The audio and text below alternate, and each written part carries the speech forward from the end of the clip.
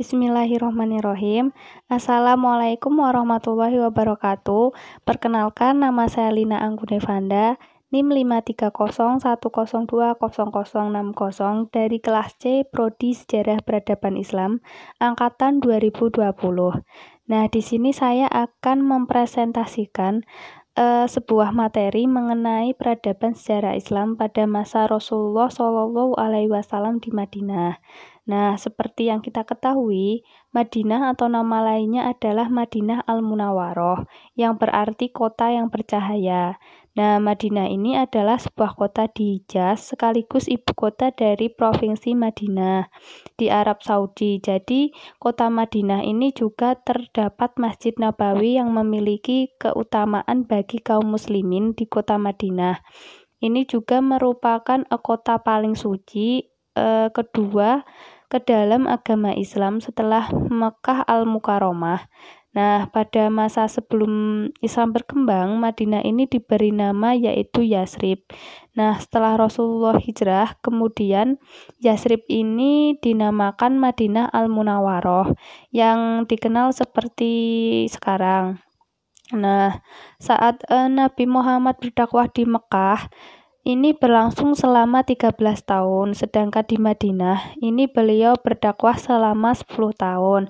Kemudian dilanjutkan oleh Khulafaur Rasyidin. Nah, lalu apa yang akan saya presentasikan kali ini? Yang pertama, kita akan mengetahui kenapa Rasulullah SAW itu hijrah ke Madinah. Kemudian bagaimana strategi dan metode dakwah Rasulullah di Madinah. Kemudian bagaimana perkembangan Islam pada masa Rasulullah di Madinah, dan kemudian juga perang apa yang terjadi pada masa Rasulullah di Madinah. Oke, yang pertama adalah mengapa Rasulullah itu hijrah ke Madinah. Nah, sebelum itu kita harus mengetahui apa itu hijrah.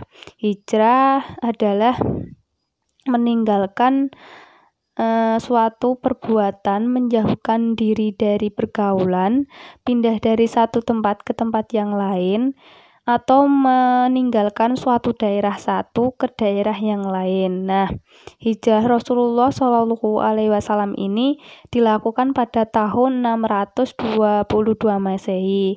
Nah, mengapa Rasulullah itu memutuskan untuk berhijrah? Apa sih faktor yang memicu Rasulullah itu hijrah ke Madinah?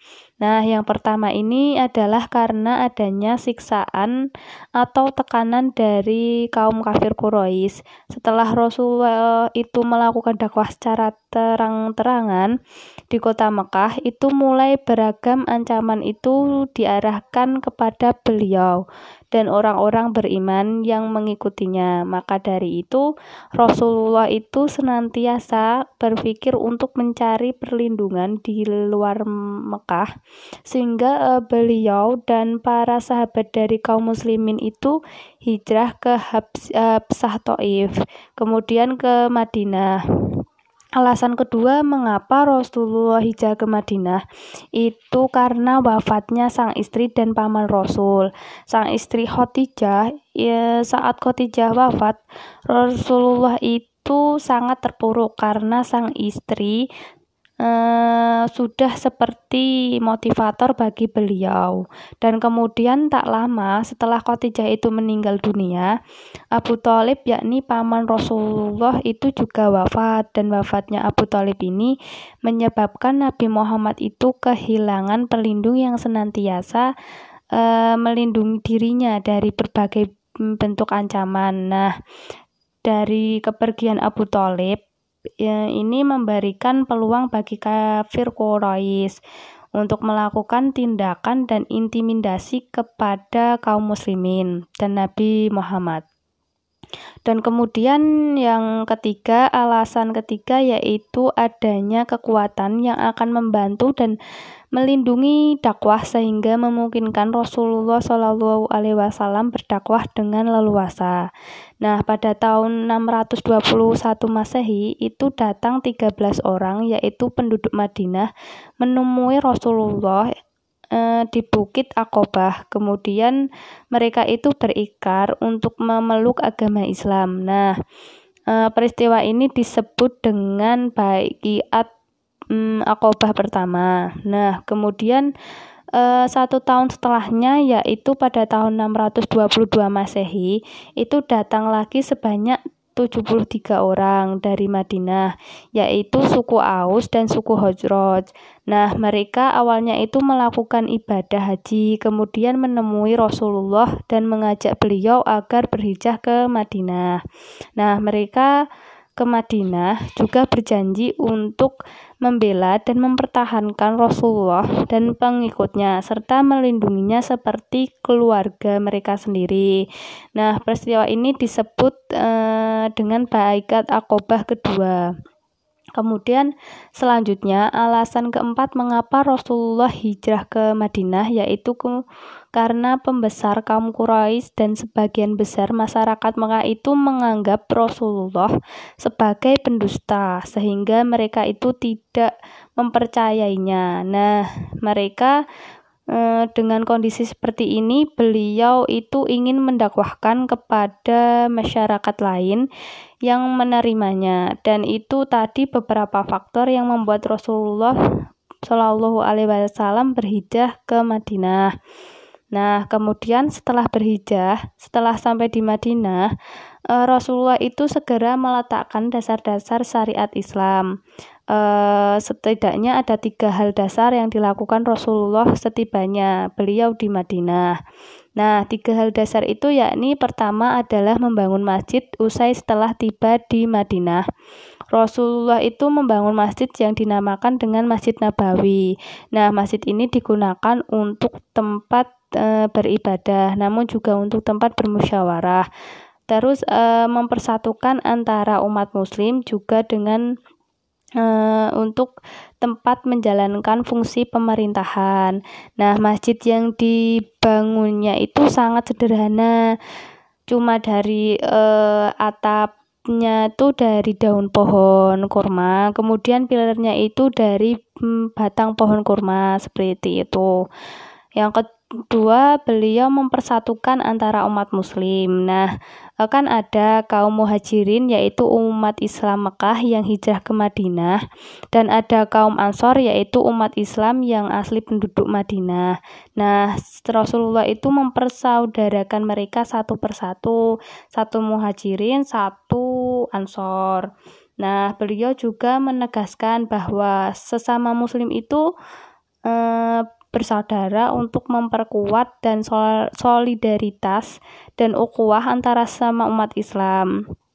Dan yang ketiga, terakhir, mengadakan perjanjian dengan kaum Yahudi. Nah, Rasulullah itu sadar bahwa Madinah itu adalah masyarakat yang heterogen, masyarakat yang majemuk, memiliki banyak ras yang berbeda-beda. Nah, untuk membangun kota yang kuat dan damai, maka dibentuklah sebuah perjanjian untuk mempersatukan masyarakat yang berbeda itu. Nah, perjanjian ini dinamakan dengan Piagam Madinah, yang aslinya itu berisi 47 pasal. Tapi 6 pasal penting diantaranya adalah yang pertama, masing-masing penganut agama berhak menjalankan agamanya masing-masing. Lalu yang kedua adalah masing-masing menanggung biaya hidupnya sendiri, antara muslim dengan muslim, Yahudi dengan Yahudi, tetapi keduanya tetap bekerja sama, hanya saja tanggung jawab dan pihak masing-masing. Kemudian yang ketiga adalah saling bekerja sama. Jika ada musuh yang menyerang sama satu pihak yang menandatangani perjanjian tersebut dalam kebaikan. Yang kelima, saling memberi nasihat dalam kebaikan. Yang keenam, yaitu jika terjadi pertikaian, maka keputusan itu dikembalikan ke hukum Allah dan Rasulullah, yaitu Al-Quran dan hadis. Nah, dengan demikian beliau itu saat di Madinah, beliau itu berkedudukan sebagai kepala negara dan panglima militer. Beliau juga menyelesaikan perselisihan yang terjadi antara penduduk Madinah dengan hukum Islam. Juga mengangkat komandan ekspedisi dan mengirimkan ke Madinah. Negara Islam yang dibangun oleh Rasulullah ini dijadikan pusat pembangunan masyarakat. Setelah persoalan dalam negeri stabil dan terkontrol, beliau juga mulai menyiapkan pasukan militer untuk memerangi orang-orang yang menghalangi penyebaran agama Islam. Lalu pokok materi yang ketiga yaitu bagaimana perkembangan Islam masa Rasulullah di Madinah. Nah, sejak hijrah ke Madinah, seperti yang kita ketahui, tidak ada beberapa strategi Rasulullah dan para sahabat itu selalu berdakwah tanpa mengenal lelah, tanpa mengenal putus asa. Mereka terus berusaha menyebarkan agama ajaran Islam kepada seluruh penduduk, termasuk Yahudi, Nasrani, suku Aus, dan Khazraj, yang awalnya menerimanya Rasulullah lah dengan baik, menyambut ajakan Rasulullah. Nah, akan tetapi ada beberapa orang yaitu orang-orang Yahudi merasa tidak senang kepada Rasulullah dan para sahabat mereka. Mereka itu merasa tersingkir sejak kehadiran suku Aus dan Khazraj itu kembali ke agama lama mereka. Bahkan mereka itu menyusun untuk melemahkan umat Islam seperti itu. Nah, maka terjadilah beberapa perang yang terjadi pada masa Rasulullah di Madinah. Walaupun dakwah Islam itu dilakukan dengan lembut, masih ada tantangan dan hambatan, dan Rasulullah itu tetap membela dan mempertahankan Islam dengan cara berperang itu. Nah, perang yang terjadi pada masa Rasulullah di Madinah, yaitu pertama adalah Perang Badar. Nah, Perang Badar ini adalah perang yang pertama kali terjadi. Penyebabnya itu karena kaum muslimin ingin merebut kembali hak dan yang dirampas oleh kaum kafir Quraisy ketika mereka itu masih ada di Mekah. Nah, perang ini terjadi pada tahun kedua Hijriah, tepatnya 17 Ramadan. Ini perang antara kaum muslimin dan kaum kafir Quraisy. Nah, mengapa perang ini dinamakan dengan Perang Badar? Karena berlangsung di tempat yang namanya Badar, yang terletak di antara Laut Merah dan Madinah. Nah, selanjutnya kaum muslimin ini berhasil memenangkan perang ini. Pasukan Rasulullah itu 350, sedangkan kaum kafir Quraisy itu sebanyak 900 sampai 1000 pasukan. Yang hasilnya kaum muslimin berhasil menang. Setelah kemenangan ini, salah satu suku Badui yang tergolong kuat itu tertarik untuk mengadakan perjanjian damai dengan Rasulullah. Kemudian perang kedua yaitu adalah Perang Uhud. Nah, ini terjadi pada tahun ketiga Hijriah. Perang ini terjadi karena kafir Quraisy itu ingin membalas dendam karena kekalahan mereka pada Perang Badar. Nah, seperti biasa, pasukan ini selalu tidak seimbang antara kaum kafir Quraisy dengan umat Islam. Tentara Islam itu berjumlah 700 orang, sedangkan kaum kafir Quraisy itu tentara lebih dari 3.000 orang. Nah, saat Nabi Muhammad tiba di Bukit Uhud, perangnya itu terjadi di Bukit Uhud, makanya disebut dengan Perang Uhud. Nah, setelah Nabi Muhammad tiba di Bukit Uhud dan bertemu dengan pasukan kafir Quraisy itu, di sana terjadi peperangan yang besar dan akhirnya kaum muslimin itu mengalami kekalahan. Kenapa kok kalah? Karena kebanyakan kaum muslimin itu adalah kalah tertarik dengan harta peninggalan para musuh. Seperti itu. Maka kaum muslimin mengalami kekalahan. Nah, setelah perang itu, salah satu Yahudi dari suku Bani Nahadir dan Abdul bin Ubay itu diusir dari kota Madinah dan selanjutnya menetap di Hubair. Lalu perang yang ketiga yang terkenal adalah Perang Honda. Nah, Perang Honda Tadi kan ada ya Bani Nahadir yang diusir dari Madinah dan menetap di Hubair. Nah, mereka itu berkomplot bersatu dengan kaum kafir Quraisy. Kemudian mereka berencana untuk menyerang Madinah. Nah, pasukan mereka digabung jadi berjumlah 24.000 orang, banyak sekali. Dan perang Honda ini terjadi pada tahun 5 Hijriah. Nah, karena mengetahui kalau kafir Quraisy ini ingin balas dendam, salah satu tokoh dari umat Islam yaitu usulan Salman Al-Farzi itu memiliki usulan yaitu untuk membuat parit, menggali parit.